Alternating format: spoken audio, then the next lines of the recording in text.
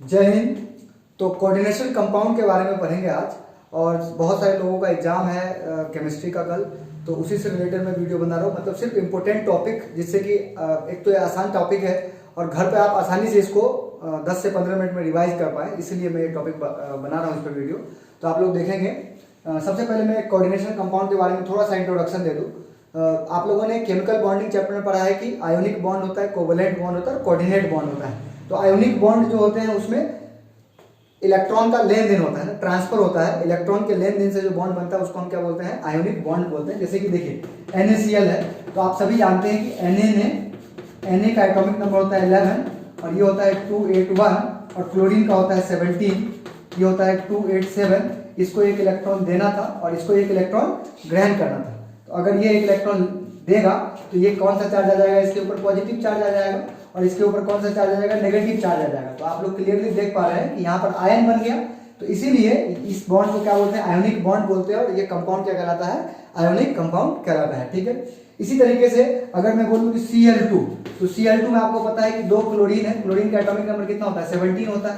तो 287, इसको भी एक इलेक्ट्रॉन की जरूरत है और दूसरे वाले क्लोरीन को भी एक इलेक्ट्रॉन की जरूरत है। अगर ये इसको पूरा पूरा दे देगा तो इसको कोई प्रॉफिट नहीं होगा, ये इसको पूरा पूरा देगा तो इसको कोई प्रॉफिट नहीं होगा। तो यहाँ पर क्या हो जाता है? म्यूचुअल अंडरस्टैंडिंग से यहाँ पर इनके बीच में शेयरिंग हो जाता है, एक एक इलेक्ट्रॉन की शेयरिंग हो जाती है। और इस बॉन्ड को अपन क्या बोलते हैं? कोवलेंट बॉन्ड कहते हैं। इस बॉन्ड को क्या बोलते हैं? Covalent bond. तो याद रखेंगे दो बातें कि आयोनिक बॉन्ड बनता है इलेक्ट्रॉन के लेन देन के कारण, और कोवलेंट बॉन्ड जो बनता है वो इलेक्ट्रॉन की शेयरिंग के कारण बनता है। और इसी प्रकार से जो तीसरा बॉन्ड अपन पढ़ते हैं वो यहाँ पर अपन पढ़ रहे हैं, जिसका नाम है कोऑर्डिनेट बॉन्ड। जिसका नाम है कोऑर्डिनेट बॉन्ड। जैसा कि चैप्टर का नाम है coordination chemistry,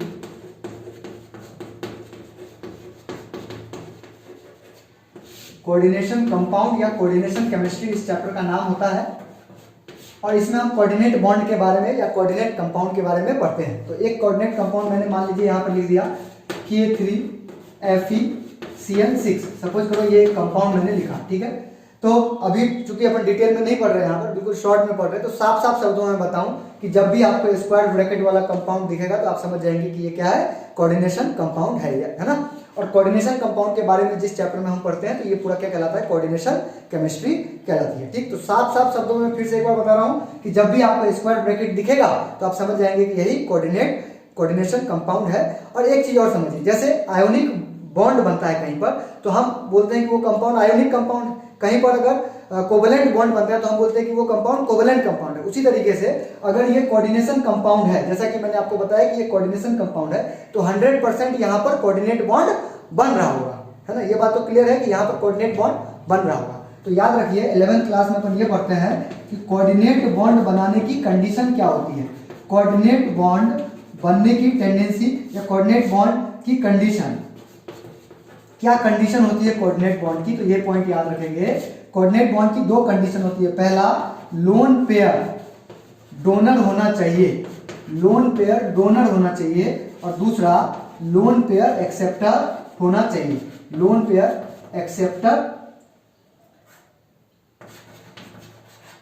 lone pair donor और लोन पेयर एक्सेप्टर होना चाहिए। ठीक है। जैसे आपको मैंने बताया कि इलेक्ट्रॉन का लेन देन होगा तो आयोनिक बॉन्ड, इलेक्ट्रॉन का शेयरिंग होगा तो कोवलेंट बॉन्ड, और अगर किसी एक एटम ने लोन पेयर डोनेट किया है तो लोन पेयर एक्सेप्ट करने के वाले के पास खाली जगह होना जरूरी है। मतलब लोन पेयर पहली बात होना चाहिए। जिन 2 एटम के बीच में या कंपाउंड के मतलब 2 एटम के बीच में, मॉलिक्यूल के बीच में कोऑर्डिनेट बॉन्ड बनता है, उनमें से एक के पास लोन पेयर होना चाहिए डोनेट करने के लिए और दूसरे के पास खाली ऑर्बिटल होना चाहिए एक्सेप्ट करने के लिए।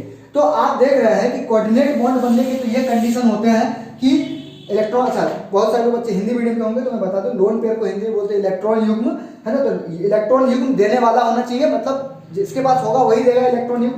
और लोन पेयर एक्सेप्ट करने वाला, मतलब जिसके पास खाली ऑर्बिटल या खाली जगह होगा वही लोन पेयर एक्सेप्ट करेगा। चलिए आते हैं अब इस चैप्टर में, है ना। इसको मैं मिटा रहा हूँ। ये कोऑर्डिनेट बॉन्ड बनने की कंडीशन होती है। जैसा कि आप लोग देख रहे हैं यहाँ पर कि यह एक कोऑर्डिनेट कंपाउंड है ना। ये कोऑर्डिनेट कंपाउंड है तो 101% की इसमें कोऑर्डिनेट बॉन्ड बन रहा होगा। अगर कोऑर्डिनेट बॉन्ड यहाँ पर बन रहा है इसका मतलब यहाँ पर वो 2 कंडीशन फुलफिल हो रही होंगी। मतलब लोन पेयर देने वाला भी प्रेजेंट होगा और लोन पेयर एक्सेप्ट करने वाला भी प्रेजेंट होगा। ठीक है, तो याद रखिए कि यह एक कोऑर्डिनेट कंपाउंड है, कोऑर्डिनेशन कंपाउंड है। अब इसमें किसको क्या बोलते हैं वो देखेंगे ध्यान से, है ना। तो मैं बाहर वाला ये मिटा देता हूं, ये देखिए इसमें किसको क्या बोलते हैं वो देखो। सबसे पहले ये जो बाहर में लिखा होता है, स्क्वायर ब्रैकेट के जो बाहर लिखा होता है, इसको हम बोलते हैं आयोनाइजेशन स्फीयर। क्या बोलते हैं? आयोनाइजेशन स्फीयर बोलते हैं इसको। आयनन गोला, इसको क्या बोलते हैं? आयनन गोला। इसको बोलते हैं कोऑर्डिनेशन स्फीयर। इसको क्या बोलते हैं? Coordination sphere.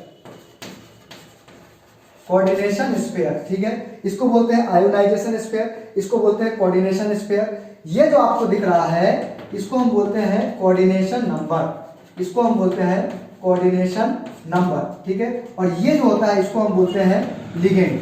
इसको हम क्या बोलते हैं? लिगेंड बोलते हैं। और ये कहलाता है central metal atom. Central metal atom या फिर आयन। तो ये पॉइंट याद रखेंगे, है ना।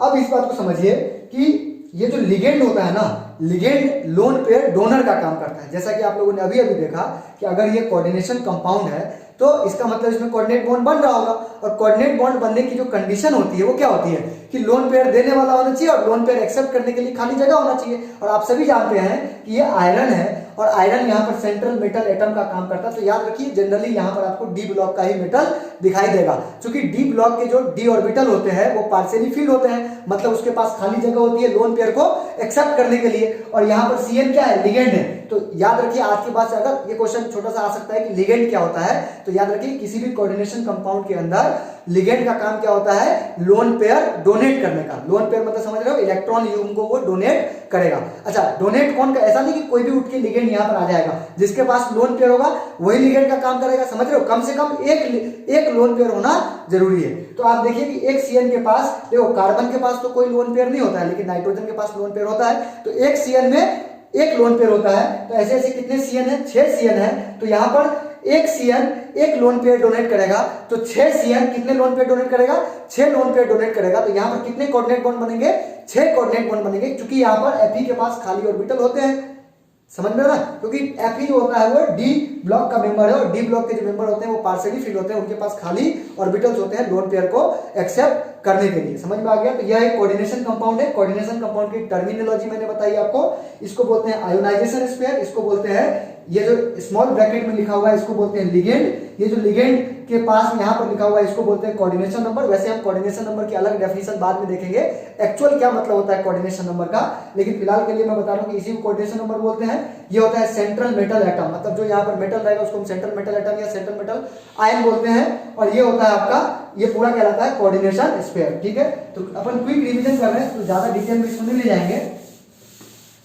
देखिए आपको जो कोऑर्डिनेशन कंपाउंड है वो आपको 3 टाइप का दिख सकता है। कैसे कैसे? जैसे कि एक तो अभी लिखा हुआ था, मैं फिर से वही लिख रहा हूं, K3FeCl6, ठीक है। एक दूसरा मैंने यहां पर लिखा, मान लीजिए कि यहां पर मैंने लिखा CuNH3 6Cl2, और एक और मैंने लिखा NiCO4, ठीक है। देखिए ये 3 प्रकार का आपको कोऑर्डिनेशन कंपाउंड देखने को मिल सकता है ना। वैसे तो अलग अलग तरीके हैं समझने के, लेकिन मैं साफ साफ शब्दों में बता दूं आपको कि जब स्क्वायर ब्रैकेट वाली चीजें बाद में लिखी रहेंगी तो इसको हम बोलते हैं एनायनिक कॉम्प्लेक्स। क्या बोलते हैं? Anionic complex. ये क्या कहलाता है? एनायनिक कॉम्प्लेक्स कहलाता है। ये क्या कहलाएगा? देखो स्क्वायर ब्रैकेट पहले लिखा हुआ है, बाद में ये लिखा हुआ है, इसको हम बोलते हैं कैटायनिक कॉम्प्लेक्स। क्या बोलते हैं? कैटायनिक कॉम्प्लेक्स, ठीक है। और इसी तरीके से इसमें ना तो आगे कुछ लिखा है ना पीछे कुछ लिखा है, तो इसको हम क्या बोलते हैं? Neutral complex. क्या बोलते हैं? Neutral complex. और ये जानना इसलिए जरूरी है, ये जानना इसलिए जरूरी है जब अपन नोमेनक्लेचर पढ़ेंगे, क्योंकि सबसे इंपॉर्टेंट नोमेनक्लेचर ही है इस चैप्टर में, इसके क्वेश्चन आते ही है। तो आप देखिए जब नोमेनक्लेचर करेंगे तो जैसे ये आयरन है, तो आयरन को हम आयरन ना लिख करके लिखेंगे फेरेट। क्या लिखेंगे? फेरेट। याद रखेंगे कि अगर कॉम्प्लेक्स एनायनिक कॉम्प्लेक्स होता है तो हम मेटल के नाम के लास्ट में 8 लगाते हैं। कभी कभी ऑब्जेक्टिव में भी ये क्वेश्चन पूछ लेता है कि 8 कब लगाते हैं, 8 हम कौन से मेटल में लगाते हैं। तो याद रखिए कि यदि कॉम्प्लेक्स एनायनिक है तो उस मेटल के नाम में 8 लगाते हैं। अगर मान लीजिए कि कैटायनिक कॉम्प्लेक्स है तो कॉपर को कॉपर ही लिखेंगे, अगर न्यूट्रल कॉम्प्लेक्स है तो निकल को निकल ही लिखेंगे। समझ में आ गया सभी को? निकल को निकल ही लिखेंगे इसमें, कॉपर को कॉपर ही लिखेंगे इसमें, लेकिन इसमें आयरन को क्या लिखेंगे, फेरेट लिखेंगे। ऐसा नहीं कि आयरन जहां भी रहेगा वहां पर फेरेट लिख देंगे, ऐसा नहीं बोल रहा हूं मैं। अगर किसी क्वेश्चन में कि आयरन तो है लेकिन मान लीजिए कि स्क्वायर ब्रैकेट पहले लिखा हुआ है मतलब कैटायनिक कॉम्प्लेक्स है, तो फिर आयरन को आयरन ही लिखेंगे। तो ये पॉइंट मैंने आपको पहले ही बता दिया, तो इस बात को आप ध्यान रखेंगे। ठीक, इसको मिटा रहा हूं मैं। अब कुछ नोमेनक्लेचर की बात हम करेंगे। ठीक है, अब हम नाम कैसे लिखते हैं, हम IUPAC नोमेनक्लेचर की बात करते हैं जो कि एग्जाम में आता है।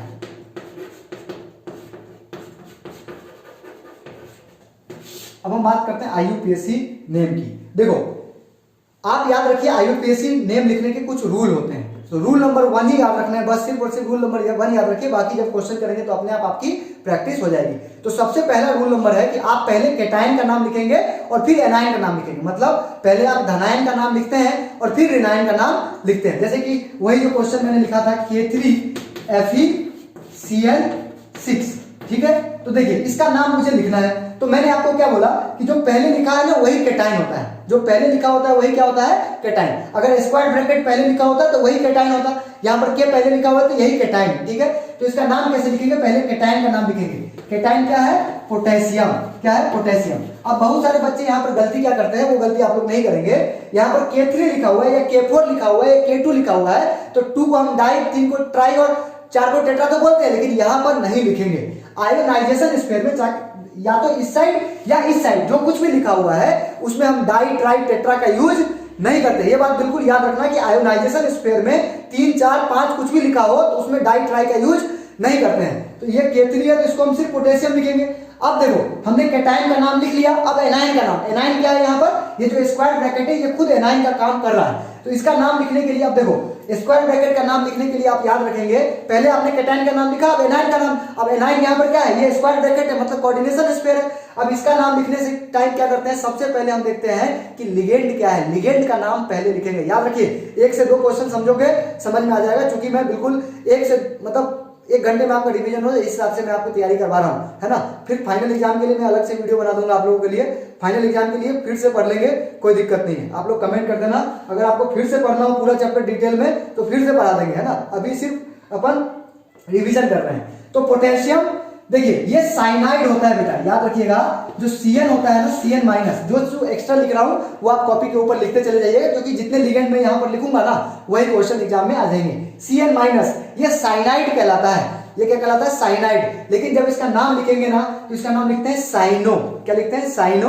एक बात और याद रखेंगे कि लिगेंड यदि नेगेटिव होगा, लिगेंड यदि नेगेटिव होगा तो उसके नाम के लास्ट में ओ लगाते हैं। तो साइनाइड को क्या बोलेंगे, साइनो बोलेंगे। साइनाइड को क्या बोलेंगे, साइनो बोलेंगे। क्लोराइड को क्लोरिडो बोलेंगे। ब्रोमाइड को ब्रोमिडो बोलेंगे, समझ रहे हैं। ऑक्जेलेट को ऑक्जेलेटो बोलेंगे। मतलब जितने भी नेगेटिव लिगेंड आपको दिखे तो उसके लिगेंड के नाम के लास्ट में हम ओ लगाते हैं। तो देखिए इसका नाम क्या लिखेंगे, साइनो। लेकिन कितने साइनो, 6 है, तो यहां पर लिखेंगे हेक्सा साइनो, हेक्सा साइनो।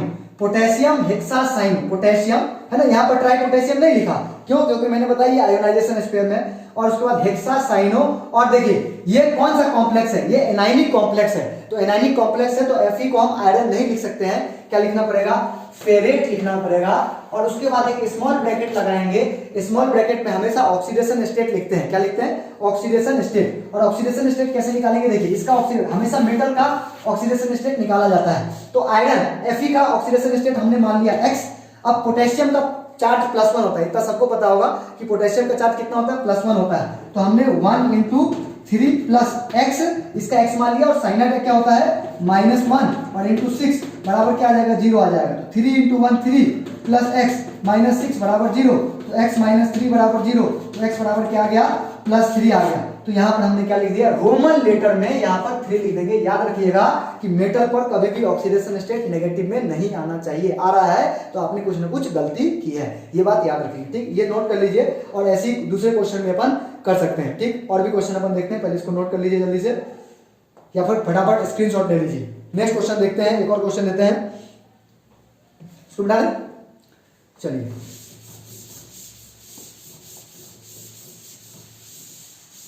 देखिए एक और क्वेश्चन देखिए, जैसे क्वेश्चन लिखा CuNH3 4 और यहां पर लिख दिया मैंने Cl2। तो मैंने आपको क्या बताया, सबसे पहले आप मन ही मन पहचान लीजिए कि ये कैटाइनिक कॉम्प्लेक्स है कि एनाइनिक कॉम्प्लेक्स है। तो आपको मैंने क्या बोला कि जो पहले लिखा हुआ है, स्क्वायर ब्रैकेट पहले लिखा हुआ है, मतलब ये ब्रैकेट ही पॉजिटिव है ना, ब्रैकेट पहले लिखा है मतलब ब्रैकेट पॉजिटिव है, इसका मतलब ये कौन सा कॉम्प्लेक्स है, कैटाइनिक कॉम्प्लेक्स है। क्या है ये, कैटाइनिक कॉम्प्लेक्स है। मतलब इसका जब हम नाम लिखेंगे तो इसके नाम के लास्ट में हम 8 नहीं लगाएंगे, कोई 8 वेट नहीं लगाएंगे। अब देखिए मतलब नाम लिखने का पहला रूल क्या है, पहले कैटाइन का नाम लिखते हैं और फिर एनाइन का नाम लिखते हैं। मतलब यहां तो ब्रैकेट ही कैटाइन, मतलब ब्रैकेट का नाम पहले लिखेंगे। तो देखिए ब्रैकेट का नाम पहले लिखेंगे तो ब्रैकेट का नाम लिखते टाइम सबसे पहले हम लिगेंड का नाम लिखते हैं। तो लिगेंड क्या है, NH3 है। याद रखिए NH3 को हम एमीन बोलते हैं, है ना, एमीन बोलते हैं। इस पर कोई चार्ज नहीं होता है। मैंने क्या बताया कि अगर लिगेंड नेगेटिव होगा तब उसके नाम के लास्ट में O लगाते हैं, लेकिन ये लिगेंड न्यूट्रल लिगेंड होता है। NH3 जो होता है वो न्यूट्रल लिगेंड होता है। तो इसका नाम क्या हो जाएगा, देखिए टेट्रा एमीन, यहां पर AMMINE लिखेंगे, tetra amine copper, tetra amine copper. फिर मेटल के जस्ट बगल में हम स्मॉल ब्रैकेट लगाते हैं, मेटल के नाम के जस्ट बगल में हम स्मॉल ब्रैकेट लगाते हैं और लास्ट में लिख देंगे क्लोराइड। लास्ट में क्या लिख देंगे, क्लोराइड लिख देंगे। अब ये बात समझिए कि यहां पर हमने डाइक्लोराइड नहीं लिखा है। क्यों नहीं लिखा है, क्योंकि ये आयोनाइजेशन स्फीयर में लिखा गया है, इसलिए मैंने बताया था आपको कि डाइक्लोराइड ट्राइक्लोराइड नहीं लिखेंगे। अब इसमें क्या आएगा, तो देखिए हमने इसको X मान लिया, कॉपर को क्या मान लिया, X मान लिया। NH3 पे कोई चार्ज नहीं होता है, ये सब कॉपी के ऊपर लिखते चले जाएंगे। NH3 पे कोई चार्ज नहीं होता है, मतलब 0 × 4 और प्लस क्लोरीन पर -1 चार्ज होता है, तो -1 × 2 और बराबर 0 कर देंगे। तो यहां से x + 0 -2 बराबर 0 आ जाएगा, तो x बराबर +2 आ जाएगा। तो यहां पर क्या लिख देंगे, हम 2 लिख देंगे। तो देखिए मैंने एक एनाइनिक कॉम्प्लेक्स का क्वेश्चन बता दिया, फिर मैंने कैटाइनिक कॉम्प्लेक्स का भी क्वेश्चन बता दिया। ठीक, अब एक न्यूट्रल कॉम्प्लेक्स का भी क्वेश्चन कर लेंगे और इस तरीके से आप लोग और प्रैक्टिस कर लेंगे 2-4 क्वेश्चन। तो ये कल का एग्जाम जो 1-2 दिन में आपका एग्जाम है वो आपका बढ़िया चला जाएगा। ठीक, मतलब ये 1 डे रिवीजन के हिसाब से मैंने ये वीडियो बनाया है। बाकी डिटेल पढ़ना हो तो आप लोग कमेंट कर दीजिएगा, जो लोग बाहर के भी लोग देख रहे होंगे तो आप कमेंट कर दीजिएगा, मैं दूसरा वीडियो बना दूंगा कोऑर्डिनेशन केमिस्ट्री का। इसको मिटा दूं।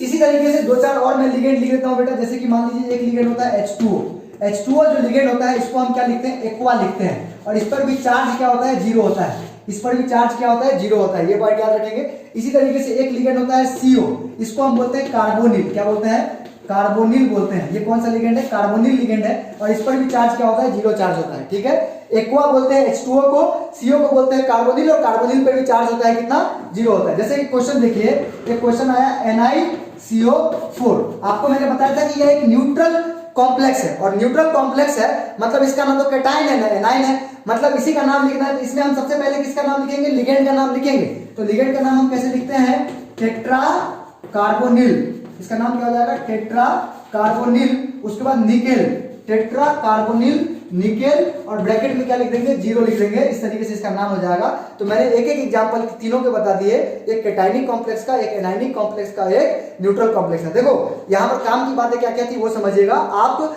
लिगेंड अगर नेगेटिव लिगेंड होगा तो उसके नाम के लास्ट में हम O लगाते हैं। जैसे कि CN- को या CN जो लिखा रहता है उसको हम साइनो बोलते हैं, साइनाइड को साइनो बोलेंगे, क्लोराइड को क्लोरिडो बोलेंगे, ब्रोमाइड को ब्रोमिडो बोलेंगे, ऑक्जेलेट को ऑक्जेलेटो बोलेंगे। तो इस तरीके से हम जितने भी नेगेटिव लिगेंड है सबके लास्ट में O लगाते हैं, और बाकी लिगेंड का नाम हम ऐसे ही लिख देते हैं। पॉजिटिव लिगेंड भी कभी कभी आता है, तो फिर उसका कॉन्सेप्ट बाद में बताऊंगा। अभी जितने भी क्वेश्चन आपको दिखेंगे उसमें नेगेटिव लिगेंड या न्यूट्रल लिगेंड ही आपको दिखेंगे। जैसे कि ये न्यूट्रल लिगेंड था, H2O भी न्यूट्रल लिगेंड है, तो एक्वा ही लिखेंगे। समझ रहे हैं आप लोग। तो कुल मिला के आपने क्या देखा कि कैटाइनिक कॉम्प्लेक्स पहचानना होता है, एनाइनिक कॉम्प्लेक्स पहचानना होता है। अगर कॉम्प्लेक्स एनाइनिक है तो मेटल के नाम के लास्ट में ATE8 लगाते हैं। अगर कॉम्प्लेक्स कैटाइनिक है तो मेटल के नाम के लास्ट में कुछ नहीं लगाते हैं। आयरन को आयरन ही बोलेंगे, कॉपर को कॉपर ही बोलेंगे, निकेल को निकेल ही बोलेंगे, जिंक को जिंक ही बोलेंगे। अगर कैटाइनिक अगर एनाइनिक कॉम्प्लेक्स है तो कॉपर को क्यूपरेट, आयरन को फेरेट, उसी तरीके से जिंक को जिंकेट, एल्यूमिनियम को एल्यूमिनेट। इस तरीके से उसके नाम के लास्ट में क्या लगा देते हैं, एल्यूमिनेट लगा देते हैं। कुछ बच्चे मुझे बोल रहे थे कि सर ये ब्रिजिंग लिगेंड जो होते हैं वो वाले क्वेश्चन में थोड़ा डाउट होता है, तो ब्रिजिंग लिगेंड का एक नाम बता दीजिए। ठीक है, तो मैं ब्रिजिंग लिगेंड बता देता हूँ। एक क्वेश्चन लेके, एक सेकेंड, मैं ब्रिजिंग लिगेंड का एक क्वेश्चन ले लेता हूँ और वो मैं आपको बता देता हूँ। ठीक है, ये देखिए, ये क्वेश्चन है NH3 4 CO NH2 NO2 CO और यहां पर है NH3 4।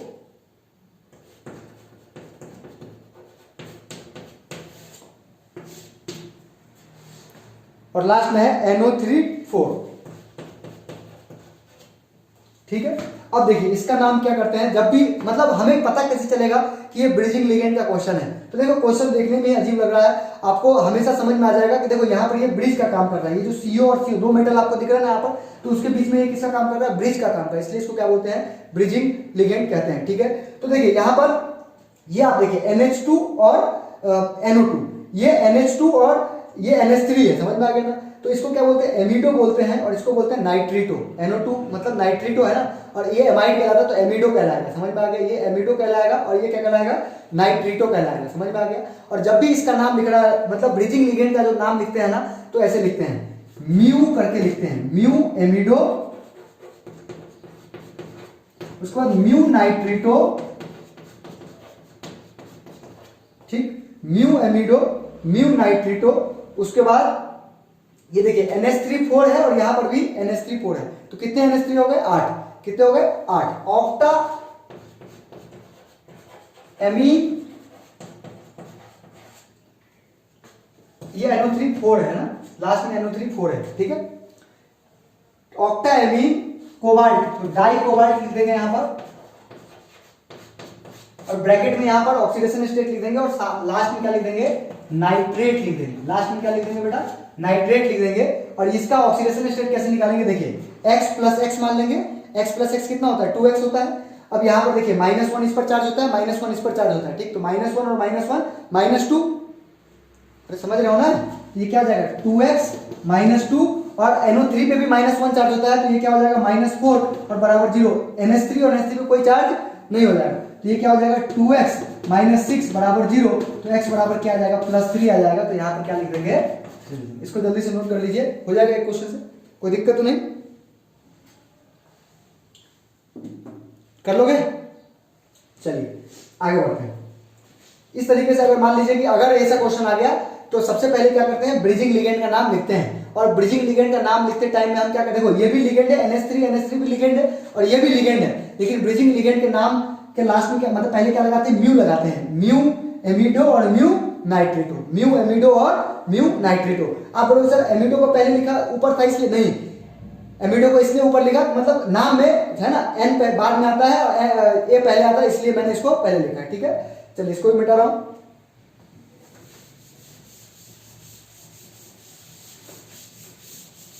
अब ये सारी बातें तो हो गई कि नाम कैसे लिखते हैं, ये मैंने आपको नोमेनक्लेचर बता दिया, ठीक है। कोऑर्डिनेशन कंपाउंड में किसका क्या नाम होता है वो बता दिया।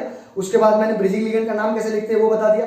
अब मैं आपको ये बता रहा हूं कि मान लीजिए लिगेंड का टाइप आपसे पूछता है, लिगेंड के कितने टाइप होते हैं। तो सबसे पहली बात कि लिगेंड होता क्या है, लिगेंड होता है जो लोन पेयर, मतलब कोऑर्डिनेशन कंपाउंड के अंदर में जो लोन पेयर हमें डोनेट करता है मेटल आयन को, उसको हम क्या बोलते हैं, लिगेंड बोलते हैं। और लिगेंड को हमेशा स्मॉल ब्रैकेट में लिखा जाता है, जैसा कि आप लोगों ने देखा है यहाँ पर। ठीक है। अब हम बात करेंगे कि लिगेंड के टाइप क्या क्या होंगे। तो जैसे कि मोनोडेंटेट लिगेंड, कहीं लिखा हुआ है मोनोडेंटेट लिगेंड, तो आप सभी जानते हैं कि मोनो का मतलब होता है 1। अब देखो लिगेंड का बेसिक पर्पस क्या था, लिगेंड जो होते हैं वो लोन पेयर को डोनेट करते हैं। तो जो एक ही लोन पेयर डोनेट करता है उसको हम क्या बोलते हैं, मोनोडेंटेट लिगेंड कहते हैं। जो दो लोन पेयर डोनेट करता है एक साथ, दो लोन पेयर एक साथ डोनेट करता है, उसको हम क्या बोलते हैं, बाइडेंटेट लिगेंड या डाइडेंटेट लिगेंड भी कहते हैं। और इसी तरीके से मोनोडेंटेट लिगेंड को कहीं कहीं यूनिडेंटेट लिगेंड भी कहा जाता है। ठीक है। इसी तरीके से अगर कोई 3 करता है तो उसको हम ट्राइडेंटेट कहते हैं, 4 करता है तो उसको हम टेट्राडेंटेट कहते हैं। तो इसी तरीके से याद रखेंगे, पेंटाडेंटेट, हेक्साडेंटेट। तो जो जो इंपॉर्टेंट है वो मैं आपको बताते चले जा रहा हूं। सबसे पहले हम बात करते हैं मोनोडेंटेट लिगेंड की कुछ एग्जांपल की। मोनोडेंटेट लिगेंड, मोनोडेंटेट लिगेंड का एग्जांपल जैसे कि आपने देखा H2O, जैसे कि आपने देखा Cn-, जैसे कि आपने देखा Cl-, ये सब जो है ये किसके एग्जांपल है, मोनोडेंटेट लिगेंड के एग्जांपल है, क्योंकि ये सारे लिगेंड एक बार में एक ही लोन पेयर डोनेट करते हैं। लेकिन अगर मैं बाइडेंटेट लिगेंड की बात करूं, अगर मैं बाइडेंटेट लिगेंड की बात करूं तो इसका सबसे कॉमन एग्जांपल आता है EN, याद रखेंगे EN। और EN किसको बोलते हैं, इथाइलिन डाइएमीन को बोलते हैं, याद रखिएगा इसको, इथाइलिन डाइएमीन को बोलते हैं EN। ठीक है। इसका एक और एग्जांपल होता है C2O4-2, इसको हम बोलते हैं ऑक्जेलिएट आयन, है ना, ये ऑक्जेलेटो कहलाएगा। मैं पहले से वो इसलिए लगा दिया हूं क्योंकि ये नेगेटिव चार्ज है, तो हम इसको ऑक्जेलेटो बोलते हैं। समझ में आ गया? तो ईएन का मतलब होता है इथाइलिन डायमीन, और ईएन का जो हम स्ट्रक्चर बनाते हैं वो कैसे बनाते हैं वो देखिए।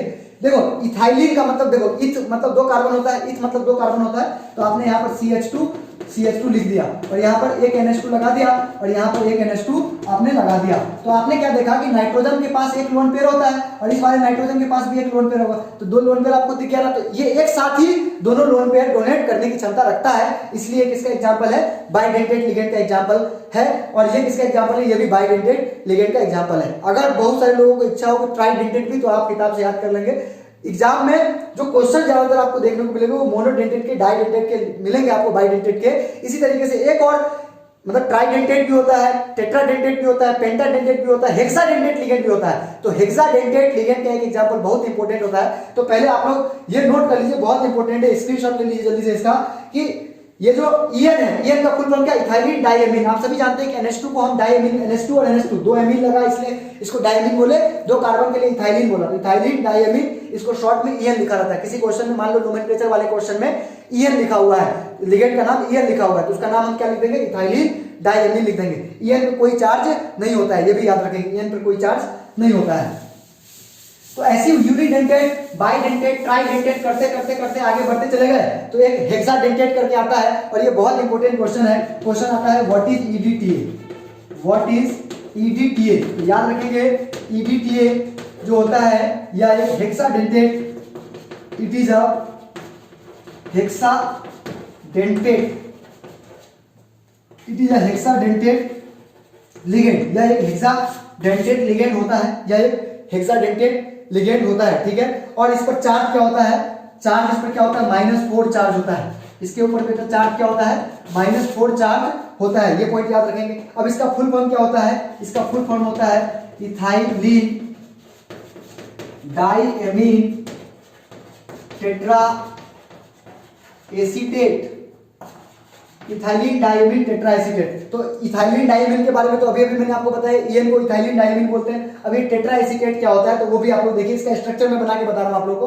तभी आप लोगों को समझ में आ जाएगा, है ना। तो इथाइलिन डायमीन टेट्रा एसीटेट, देखिए इथाइलिन को जब मैं लिखूंगा तो क्या लिखूंगा, CH2 2 कार्बन को ही हम इथाइलिन बोलेंगे यहाँ पर, तो CH2 लिख दिया। अब आपने देखा था कि यहाँ पर NH2 था और यहाँ पर भी क्या था, NH2 था, है ना। इथाइलिन डायमीन हो गया, ये क्या हो गया, इथाइलिन, 2 कार्बन को बोलते हैं इथाइलिन, और यहाँ पर NH2 लगा हुआ है, तो इसको हम क्या बोलेंगे, डायमीन बोलेंगे। लेकिन आप क्या करो, इस H2 को हटा के और 2 यहाँ पर लगा दो CH2COO माइनस, यहाँ पर भी लगा दो CH2COO माइनस, और इसी तरीके से यहाँ पर भी H2 को हटा के, है ना, यहाँ पर इसको हटा के लगा दो आप CH2COO माइनस, और यहाँ पर भी CH2COO माइनस। अब ये क्या होता है वो देखिए, आप सभी जानते हैं कि CH3COOH को एसिटिक एसिड कहते हैं, ये आप सभी जानते हैं कि CH3COOH को क्या बोलते हैं, एसिटिक एसिड कहते हैं। CH3COOH को क्या बोलते हैं, एसिटिक एसिड बोलते हैं। आप सभी जानते हैं कि CH3COOH को क्या बोलते हैं, एसिटिक एसिड बोलते हैं। अब जब यहाँ से H+ हटा देंगे तो यहाँ पर माइनस चार्ज आ जाएगा, and this is known as acetate ion, this is known as acetate ion. और यही CH3COO माइनस को जब हम यहाँ लगाएंगे तो आपको पता है कि वैलेंसी कंप्लीट करने के लिए यहाँ पर ये CH3 का एक और हाइड्रोजन हट जाएगा, तो ये CH2CO माइनस, तो ये 4 एसिटेट आयन लगे। और आप सब जानते हैं कि 4 को हम क्या बोलते हैं, टेट्रा बोलते हैं, इसीलिए हमने इसको क्या बोला, इथाइलिन डायमीन टेट्रा एसीटेट, है ना। तो ये जब भी ये क्वेश्चन एग्जाम में आएगा तो आप इसके बारे में क्या लिखेंगे, it is a hexadentate ligand, इस पर चार्ज कितना होता है, -4 होता है, उसका फुल फॉर्म लिख देंगे इथाइलिन डायमीन टेट्रा एसीटेट, उसका डायग्राम बना देंगे। तो मेरे ख्याल से ये आपने बिल्कुल, है ना, खोल के लिख दिया इसको। ईएन लिखा पहले, CH2 NH2 ये ईएन का होता है, और NH2 का जो ये 2 हाइड्रोजन यहाँ था, 2 हाइड्रोजन यहाँ था, हटा दिया और एसीटेट आयन लगा दिया, इस तरीके से उसका नाम क्या पड़ा, इथाइलिन डायमीन टेट्रा एसीटेट। याद रखेंगे यह एक हेक्साडेंटेट लिगेंड का टाइप होता है। मेरे ख्याल से ये भी आपको समझ में आ गया। वेरी इंपॉर्टेंट क्वेश्चन, ये क्वेश्चन बहुत ज्यादा इंपॉर्टेंट है, इसको आप लोग देखते जाएंगे, ये बहुत इंपॉर्टेंट क्वेश्चन है, और मेरे ख्याल से इसको दोबारा रिवाइज करने की जरूरत नहीं पड़ेगी आप लोगों को, इसके बारे में आप लोग लिख दोगे। आप बोलोगे सर हेक्साडेंटेट का मतलब क्या होता है, तो मैंने आपको क्या बताया था, मोनोडेंटेट का मतलब जो एक बार में एक लोन पेयर देता है उसको मोनोडेंटेट लिगेंड बोलते हैं, जो एक बार में 2 लोन पेयर देता है उसको हम बाइडेंटेट लिगेंड बोलते हैं। इसी तरीके से एक ऐसा लिगेंड जो एक बार में ही 6 लोन पेयर दे देगा उसको हम क्या बोल देंगे, हेक्साडेंटेट लिगेंड बोल देंगे, और इसका एग्जांपल होता है EDTA। तो मेरे ख्याल से ये भी आप लोगों को समझ में आ गया होगा। मिटा दें इसको, ठीक।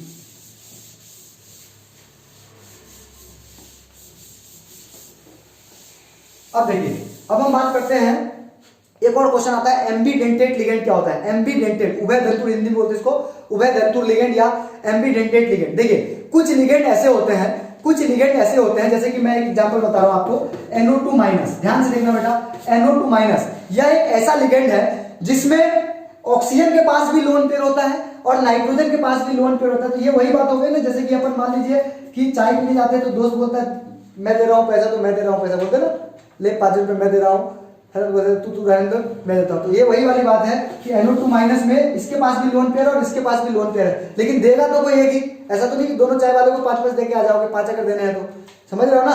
तो इनमें से कोई एक ही देगा, या तो नाइट्रोजन देगा या ऑक्सीजन देगा। तो जब मतलब एक ऐसा लिगेंड जिनमें दोनों एटम के पास, मतलब एक ऐसा लिगेंड जिसमें देने वाले दो हों लेकिन देता एक ही है, तो याद रखेंगे एम्बीडेंटेट लिगेंड एक यूनिडेंटेट या मोनोडेंटेट लिगेंड होता है। एम्बीडेंटेट लिगेंड जो होता है वो एक मोनोडेंटेट लिगेंड होता है, मतलब वो एक ही लोन पेयर डोनेट करता है, लेकिन होता उसके पास दो लोन पेयर, मतलब उसके पास दो एटम ऐसे होते हैं जो कि लोन पेयर देने में सक्षम है लेकिन देता तो एक ही है। समझ गए आप लोग, इसको अपन बोलते हैं एम्बीडेंटेट लिगेंड। इसके बहुत सारे एग्जांपल हो सकते हैं, NO2 माइनस, इसी तरीके से HCl माइनस, है ना, ये सारे इसके एग्जांपल है। समझ में आ गया। जैसे कि NO2 माइनस, अगर आपको, जैसे कि अभी आपने देखा था ना क्वेश्चन में कि स्मॉल ब्रैकेट के अंदर में NO2 लिखा हुआ था, मतलब यहाँ पर N जो है वो अपना लोन पेयर दे रहा था मेटल को।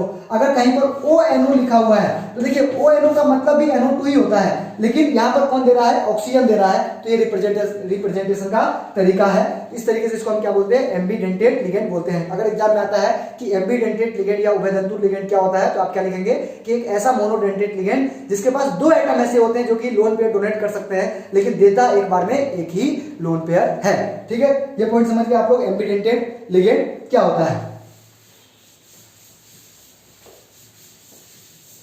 ठीक, तो ये छोटे छोटे क्वेश्चन सही आते हैं। यहां से देखो, यहां से क्वेश्चन क्या होंगे वो देखो। सबसे पहले तो यही क्वेश्चन आता है कि नोमेनक्लेचर लिखने के लिए आ जाता है आपसे, तो नोमेनक्लेचर मैंने आपको बता दिया है, थोड़ी सी और प्रैक्टिस आप लोग घर पे कर लेना। कैटायनिक कॉम्प्लेक्स, एनायनिक कॉम्प्लेक्स और न्यूट्रल कॉम्प्लेक्स सबके ब्रिजिंग लिगेंड का क्वेश्चन आ जाए तो वो भी आप लोग कर लेंगे। ठीक है, एक क्वेश्चन आता है आइसोमेरिज्म का। ठीक है, तो आइसोमेरिज्म का मतलब इतना टाइम के लिए अपन वीडियो नहीं बना रहे, बहुत छोटा सा वीडियो बना रहे, तो पूरा तो डिटेल में नहीं बता सकते, लेकिन याद रखेंगे कि आइसोमेरिज्म आप लोगों ने 11th क्लास में पढ़ा हुआ है। आइसोमेरिज्म किसको बोलते हैं हम, आइसोमर्स किसको बोलते हैं, जिनके मॉलिक्यूलर फार्मूला सेम होते हैं और इनका स्ट्रक्चर या फिर 3 डायमेंशनल ज्योमेट्री जो उसका अलग अलग होता है, तो उसको हम क्या बोलते हैं, आइसोमर्स बोलते हैं। और इस फेनोमेनन को हम आइसोमेरिज्म बोलते हैं। आइसोमेरिज्म दो प्रकार का होता है, स्ट्रक्चरल आइसोमेरिज्म और स्टीरियो आइसोमेरिज्म। स्ट्रक्चरल आइसोमेरिज्म 4 प्रकार का होता है, याद रखेंगे। स्ट्रक्चरल आइसोमेरिज्म मतलब कोऑर्डिनेशन कंपाउंड के अंदर में 4 प्रकार का स्ट्रक्चरल आइसोमेरिज्म होता है, जिसमें से हम पहला पढ़ते हैं सबसे पहले आयोनाइजेशन आइसोमेरिज्म। आयोनाइजेशन आइसोमेरिज्म, सबसे पहले क्या पढ़ेंगे, आयोनाइजेशन आइसोमेरिज्म। दूसरा क्या पढ़ेंगे, हाइड्रेट, जिसको हम सॉल्वेट आइसोमेरिज्म बोलते हैं, हाइड्रेट आइसोमेरिज्म। तीसरा जो हम पढ़ते हैं वो पढ़ते हैं कोऑर्डिनेशन आइसोमेरिज्म। तीसरा हम पढ़ते हैं कोऑर्डिनेशन आइसोमेरिज्म। और चौथा जो हम पढ़ते हैं वो पढ़ते हैं लिंकेज आइसोमेरिज्म। चौथा हम क्या पढ़ते हैं, लिंकेज आइसोमेरिज्म। तो देखेंगे बेटा ध्यान से, आपको कैसे पता चलेगा कि आयोनाइजेशन आइसोमेरिज्म है या हाइड्रेट आइसोमेरिज्म है या कोऑर्डिनेशन आइसोमेरिज्म में लिंकेज। तो ज्यादा टाइम नहीं लूंगा मैं आपका, सिर्फ बहुत आसानी से शब्दों में बताऊं।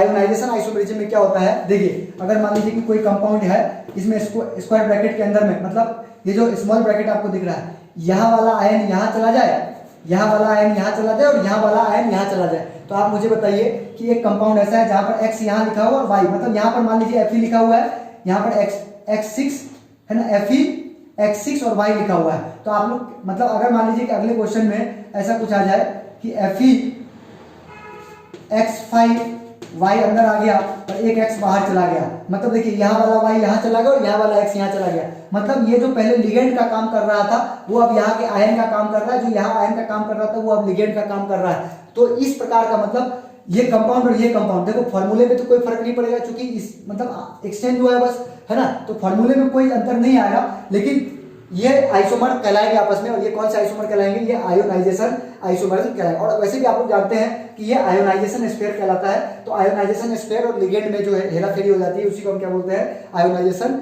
आइसोमरिज्म कहते हैं। ठीक है, दूसरा है हाइड्रेट आइसोमरिज्म। कुछ भी दिमाग नहीं लगाना है, H2O का खेल है ना। अगर मान लीजिए कि लिगेंड की जगह पर 6 H2O दिख रहा है और अगले कंपाउंड में 5 H2O यहाँ दिख रहा है और 1 H2O बाहर दिख रहा है, तो आप समझ जाएंगे कि ये हाइड्रेट आइसोमर्स है ना। मैं बहुत शॉर्ट में बता रहा हूँ, जब डिटेल में अगर आप लोग डिमांड करेंगे तो मैं बाद में डिटेल में वीडियो बना दूंगा।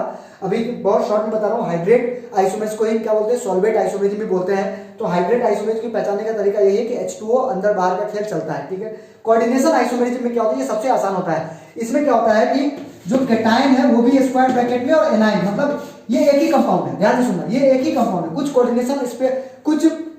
कोऑर्डिनेशन जो कंपाउंड्स होते हैं वो ऐसे होते हैं जिसके कैटायन और एनायन दोनों कोऑर्डिनेशन स्क्वायर के अंदर ही होते हैं, ठीक है, मतलब दोनों स्क्वायर ब्रैकेट के अंदर ही होते हैं। तो यहाँ वाला जो लिगेंड है वो इसके पास चला जाए और यहाँ वाला लिगेंड इसके पास चला जाए, है ना। मतलब एक कंपाउंड ये है, मान लीजिए यहाँ पर CrCN6 और यहाँ पर लिख दिया मैंने CO और यहाँ पर NH3 अब आप देखिए यहाँ का जो NH3 है CN के पास चला जाए और CN जो है NH3 के पास चला जाए दूसरे किसी कंपाउंड में, तो ये कंपाउंड और ये दूसरा कंपाउंड, ये दोनों आपस में आइसोमर्स कहलाएंगे, क्योंकि एक्सचेंज ही हो रहा है ना। और ये आइसोमर्स कौन सा आइसोमर्स कहलाता है, कोऑर्डिनेशन आइसोमर्स। मैं क्या बोल रहा हूँ कि अगर कोई कंपाउंड आपको ऐसा दिखे जिसमें दोनों कोऑर्डिनेशन स्क्वायर ही हो, तब हम क्या समझ जाएंगे कि ये कोऑर्डिनेशन आइसोमरिज्म। और लिंकेज सबसे आसान, लिंकेज में क्या होता है, जो आपने एम्बीडेंटेट लिगेंड पढ़ा है ना, एम्बीडेंटेट लिगेंड पढ़ा है अभी। एम्बीडेंटेट लिगेंड कौन से लिगेंड होते हैं, एक ऐसा लिगेंड जिसमें एक ही लिगेंड के पास दो मतलब एटम होते हैं लोन पेयर देने के लिए, लेकिन देता एक बार में एक ही है, कोई एक ही देगा, ठीक है। तो वही क्या उस टाइप का जो आइसोमरिज्म होगा ना वो क्या कहलाएगा, लिंकेज आइसोमरिज्म कहलाएगा। जैसे कि मान लीजिए कि किसी एक कंपाउंड में NO2 लगा हुआ है लिगेंड के बदले में, है, और ठीक दूसरा किसी कंपाउंड में मैंने ONO कर दिया, तो देखिए NO2 और ONO दोनों तो NO2 ही है ना, लेकिन NO2 में N लोन पेयर देता है और ONO में O लोन पेयर देता है। तो मतलब आपको कुछ नहीं करना, सीधा सीधा समझना है कि जिसमें एम्बीडेंटेट लिगेंड लगा हुआ है और आइसोमरिज्म पहचानना है, तो आप समझ जाएंगे कि यहाँ पर दूसरा कोई आइसोमरिज्म नहीं हो सकता, सिर्फ और सिर्फ कौन सा आइसोमरिज्म होगा, लिंकेज आइसोमरिज्म होगा, ठीक है। और ज्योमेट्रिकल जो सिस ट्रांस होता है ना, इसमें मैं ज्यादा डिटेल में नहीं बताऊंगा, ये सिर्फ इतना बताऊंगा कि अगर आसपास में लगा रहे, है ना, तो मतलब पास में लगा रहे तो सिस, और ठीक अपोजिट डायरेक्शन में 180 डिग्री पे लगा रहे तो ट्रांस होता है, ठीक है। मैं डिटेल में जिस दिन बताऊंगा उस दिन सिस ट्रांस को भी और ज्योमेट्रिकल ऑप्टिकल को भी डिटेल में बताऊंगा, है ना। क्वेश्चन अगर आएंगे भी तो इसके बारे में आ जाता है क्वेश्चन, है ना। ज्योमेट्रिकल और ऑप्टिकल अगर आए तो अभी के लिए आप लोग देख लेना, क्योंकि ज्यादा टाइम नहीं है आपके पास। मैं सिर्फ उन लोगों को पढ़ा रहा हूँ जिनका एग्जाम बिल्कुल 1 से 2 दिन में है, उन लोगों को पढ़ा रहा हूँ ये वीडियो, ठीक है। तो दूसरे बच्चे जो सोच रहे हैं कि सर ने ये नहीं पढ़ा है वो नहीं पढ़ा है, तो वो लोग ये मान के चलिए कि वो वीडियो फिर मैं अपलोड कर दूंगा, दूसरा वीडियो अपलोड कर दूंगा। लेकिन अभी सिर्फ उनके लिए वीडियो बन रहा है जो बिल्कुल जिनके पास टाइम नहीं है और उनको रिवीजन करना है, ठीक है। तो समझ गए, आइसोमरिज्म भी हो गया। अब थोड़ी सी बात कर लेते हैं हम हाइब्रिडाइजेशन की, ठीक है। तो हाइब्रिडाइजेशन में मैं आपको 2 टाइप का बताऊंगा, एक बताऊंगा कोऑर्डिनेशन नंबर 6 और एक बताऊंगा कोऑर्डिनेशन नंबर 4। कोऑर्डिनेशन नंबर 6 वाला बताऊंगा, कोऑर्डिनेशन नंबर 4 वाला बताऊंगा। देखिए, जब भी कोऑर्डिनेशन नंबर 6 आएगा, अब आप बोलो सर कोऑर्डिनेशन नंबर भूल, तो देखिए मैंने आपको क्या बताया था कि यहाँ जो स्क्वायर जब कोई कंपाउंड ऐसा लिखते हैं तो यहाँ पर जो 6 लिखा होता है ना, इसी को हम कोऑर्डिनेशन नंबर कहते हैं।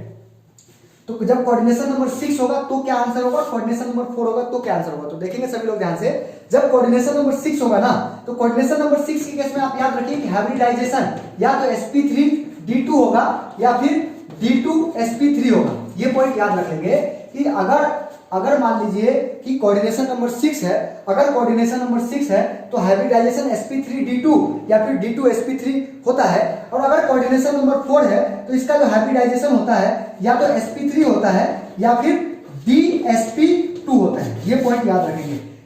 जब कोऑर्डिनेशन नंबर 6 होगा तो हाइब्रिडाइजेशन क्या होगा, sp3d2 और या फिर d2sp3 होगा, ठीक है। ये पॉइंट याद रखेंगे कि जब भी कोऑर्डिनेशन नंबर 6 का क्वेश्चन होगा तो हाइब्रिडाइजेशन जो होगा या तो sp3d2 होगा या d2sp3 होगा, और इसका जो शेप होता है, ज्योमेट्री होती है वो कैसी होती है, ऑक्टाहेड्रल होती है। इसकी जो ज्योमेट्री होती है वो कैसी होती है, ऑक्टाहेड्रल होती है। और इस वाले केस में अगर sp3 होगा, sp3 के केस में टेट्राहेड्रल ज्योमेट्री होती है, sp3 के केस में टेट्राहेड्रल ज्योमेट्री होती है, और dsp2 के केस में स्क्वायर प्लेनर ज्योमेट्री होती है। ये पॉइंट याद रखेंगे, dsp2 के केस में स्क्वायर प्लेनर ज्योमेट्री होती है। ये पॉइंट याद रखेंगे, sp3 मतलब टेट्राहेड्रल और dsp2 मतलब स्क्वायर प्लेनर ज्योमेट्री। इसी तरीके से अगर कोऑर्डिनेशन नंबर मतलब अगर कोई क्वेश्चन आपको कोऑर्डिनेशन नंबर 6 वाला दिखेगा तो इसका मतलब आप समझ जाएंगे कि इसका जो शेप है, मतलब इसकी ज्योमेट्री है वो तो ऑक्टाहेड्रल होगी ही होगी। क्यों होगी? क्योंकि उसका हाइब्रिडाइजेशन या तो sp3d2 होगा या d2sp3 होगा। और जब मैं बोल रहा हूं कोऑर्डिनेशन नंबर 4 की बात, तो इसका जो हाइब्रिडाइजेशन होता है या तो sp3 होता है या dsp2 होता है। मतलब sp3 के केस में टेट्राहेड्रल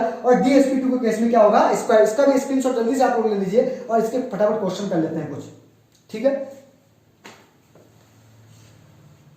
बेटा है? ठीक, जैसे क्वेश्चन में एक क्वेश्चन वही जो मैं बार बार तभी से लिख रहा हूं, K3 एफिशिएंसी। मान लीजिए कि किसी ने मेरे से, है ना, बिल्कुल आराम से सुनना इसको। मान लीजिए एक क्वेश्चन आ गया और आपसे इसके बारे में क्या क्या पूछ लिया। सबसे पहले पूछ लिया कि बताओ हाइब्रिडाइजेशन क्या होगा। आपसे पूछ लिया कि बताओ ये पैरामैग्नेटिक है कि डायमैग्नेटिक है। इस आपसे पूछ लेगा कि देखो ऐसे कितने क्वेश्चन पूछेंगे। सबसे पहले पूछेगा कि बताओ कि इसका मैग्नेटिक बिहेवियर क्या है, मैग्नेटिक बिहेवियर।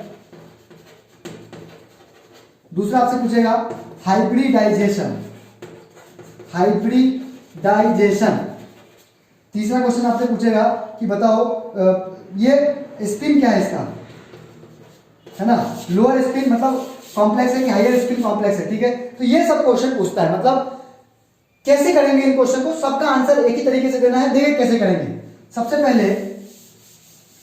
पहले ये देखिए कि ये K3 एफिशिएंट 6 लिखा हुआ, मतलब यहां पर 6 लिखा हुआ है, मतलब ये कोऑर्डिनेशन नंबर 6 का क्वेश्चन है और कोऑर्डिनेशन नंबर 6 का है। तो आप आंख मूंद के समझ जाइए कि इसका हाइब्रिडेशन या तो d2sp3 होगा या sp3d2 होगा। कैसे पता करेंगे वो मैं अभी आपको बताऊंगा, है ना। लेकिन आपको पता चल जाना चाहिए यहाँ पर कि या तो d2sp3 होगा या sp3d2 होगा, इसके अलावा और कुछ नहीं हो सकता है। शेप तो आपको पक्का पता है कि ऑक्टाहेड्रल होगा। इसका जो शेप होगा वो क्या होगा?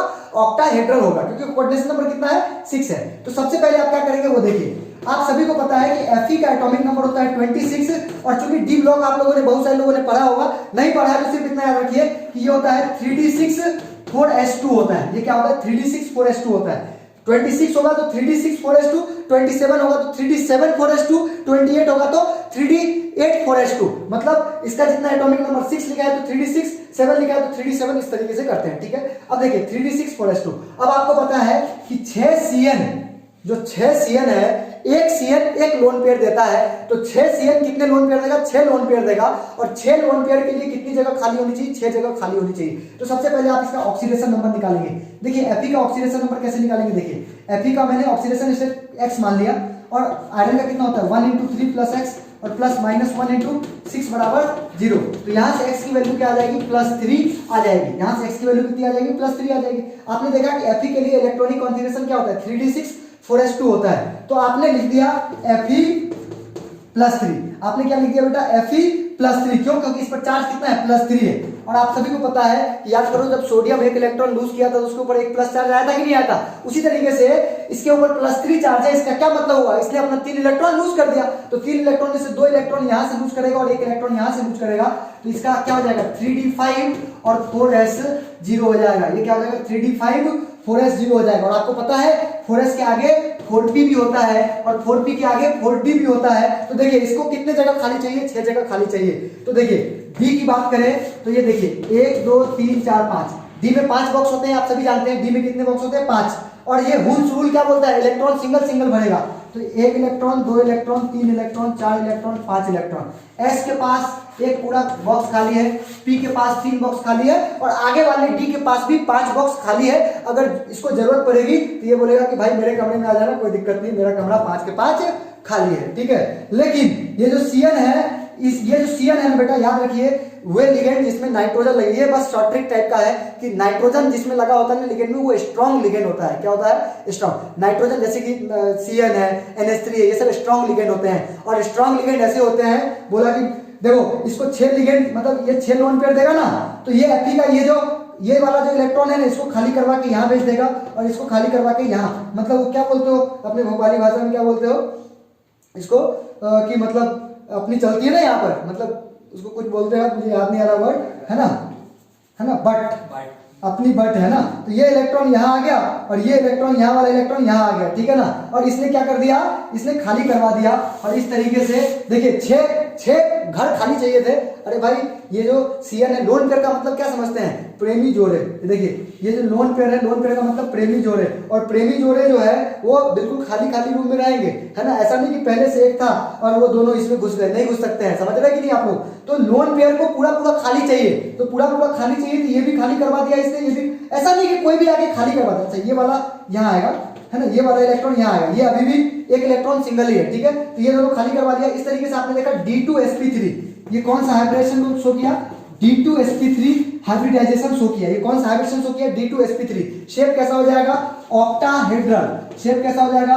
ऑक्टाहेड्रल। अब बताइए कि इसमें आपको लोन पेयर खाली मतलब एक अनपेयर दिख रहा है कि नहीं? ये देखो, अच्छा 6 लोन पेयर आ गए ऐसे, इस क्या दिखा रही है कि ये CN जो है 6 लोन पेयर इसमें भर गया। अब देखिए ये एक इलेक्ट्रॉन खाली रह गया, तो अगर एक भी अनपेयर्ड इलेक्ट्रॉन, एक भी अगर सिंगल दिख जाए तो वो पैरामैग्नेटिक कहलाएगा। तो ये कंपाउंड क्या कहलाएगा? पैरामैग्नेटिक कहलाएगा। ये कंपाउंड क्या कहलाएगा? पैरामैग्नेटिक कहलाएगा। समझ में आ गया ना? तो याद रखेंगे कैसे? अगर मान लो कभी लोग भूल जाते हैं, बहुत सारे लोग भूल जाते हैं कि पैरामैग्नेटिक कब होगा टाइम में, तो मैं क्या बोल रहा हूँ, अगर एक भी अनपेयर्ड इलेक्ट्रॉन दिख जाए, अगर एक भी सिंगल इलेक्ट्रॉन दिख जाए तो हम बोलेंगे पैरामैग्नेटिक। अगर सब के सब पेयर्ड है तो हम बोलेंगे डाईमैग्नेटिक। तो क्या बोलेंगे? डाईमैग्नेटिक। याद रखने के लिए जो सिंगल लोग हैं मेरे तरीके से, जो मैं हूं, मैं क्या हूं? पैरामैग्नेटिक। सत्यम सर क्या है? डाईमैग्नेटिक। अब याद रहेगा, ठीक है। तो ये कंपाउंड क्या है? पैरामैग्नेटिक है। ये कंपाउंड क्या है? पैरा, चूंकि यहां पर एक इलेक्ट्रॉन खाली रह गया, और लेकिन अगर सबके सब पेयर्ड होते तो क्या कहलाता है? डाईमैग्नेटिक कहलाता है। एक सेकंड और, इसी क्वेश्चन में मैं एक और चीज बता रहा हूं। अगर मान लीजिए कि इस CN के बदले में H2O होता, सपोज, मतलब इसमें नहीं हो सकता है पॉसिबल, लेकिन सपोज करो H2O होता, या फिर CN की जगह पर Cl होता। क्या होता? Cl की जगह पे क्या होता है? यहाँ पर Cl होता, तो ये Cl6 होता ना, तो सब क्वेश्चन वैसे ही सेम टू सेम चलता।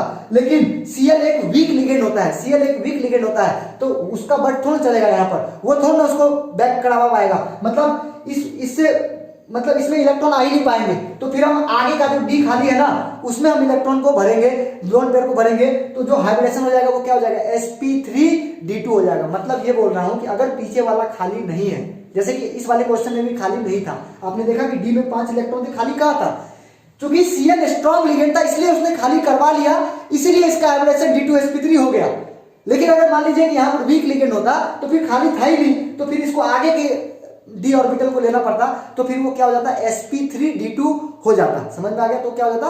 sp3d2 हो जाता, और उसका एग्जांपल क्या हो जाएगा? मतलब वो क्या हो जाता? ऑक्टाहेड्रल हो जाता, और वो हाई स्पिन कॉम्प्लेक्स कहलाता। वो हाई स्पिन कॉम्प्लेक्स, ये क्या है? लो स्पिन कॉम्प्लेक्स, ठीक है। और इसी तरीके से जो कोऑर्डिनेशन नंबर 4 वाले हैं ना, तो उसमें भी 4 खाली चाहिए होते हैं। अगर कोई स्ट्रॉन्ग लिगेंड आ गया और पीछे से खाली नहीं हो रहा तो वो खाली करवा देगा उसको, और अगर वीक लिगेंड है तो फिर वो आगे वाले का पी ले लेगा।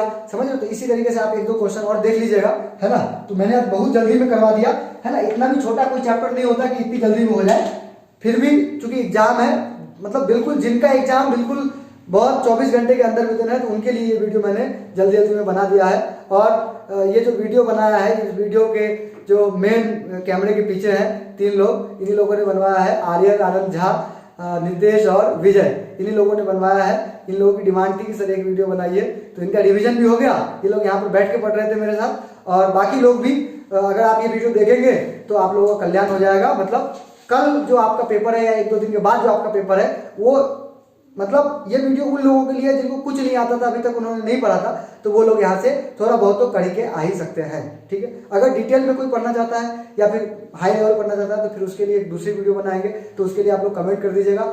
वीडियो को लाइक शेयर तो करिएगा ही, जितने भी दोस्त हैं आपके सबको एक बार शेयर कर दीजिएगा, है ना। क्योंकि संडे का दिन था और मैं घूमने भी जा सकता था, लेकिन फिर भी आप लोगों के लिए वीडियो बनाया है, इतना टाइम दिया है, तो आप लोग इतना तो कर ही सकते हैं कि लाइक कर सकते हैं, शेयर कर सकते हैं, है ना। और सभी के पास ये वीडियो पहुंच जानी चाहिए। थैंक यू, बहुत बहुत धन्यवाद। ऑल द बेस्ट, आप लोगों का एग्जाम अच्छा जाए।